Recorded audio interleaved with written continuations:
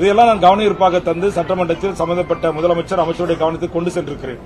அதேமாதிரி டங்ஸ்டனுக்கு முதலில் கவன ஈர்ப்பு தீர்மானம் கொண்டு வந்து இந்த பிரச்சனையை சட்டமன்றத்தில் எழுப்பி அதை இஷ்யூ ஆக்கி முதலமைச்சர் அப்படி ஒரு தீர்க்கமான அறிவிப்பு வெளியீடு செய்வதற்கு முதல் காரணம் நான் தான். ஆனா அந்த விவசாயிகளோட இன்னைக்கு போய் பல தலைவர்களை பார்த்து நன்றி சொல்லிருக்காங்க. என்ன வந்து சந்திக்கவே இல்லை. அதெல்லாம் நான் கவலைப்படல. நான் என்ன நினைக்கிறேன்னா, இந்த தமிழர் நிலத்தில் வாழ்கின்ற 7 கோடி மக்களும் உலகம் முழுவதும் வாழ்கின்ற 5 கோடி மக்களும் 12 கோடி மக்களும் என் அண்ணன் தம்பி, என் தொப்புள் கொடி உறவுகளாக, என் தமிழ் குடிகளின் பிள்ளைகளாக, என் உறவுகளாகத்தான் பார்க்கிறேன். அதனால்தான் அவர்களுக்கு எந்த ஒரு சின்ன பிரச்சனை என்று என் கவனத்திற்கு வந்தாலும் அதற்காக தமிழக சட்டமன்றத்தில் முதல் குரல் எனது குரலாகத்தான் இருக்கிறது. முதல் போராட்டமும் எனது போராட்டமாகத்தான் இருக்கிறது.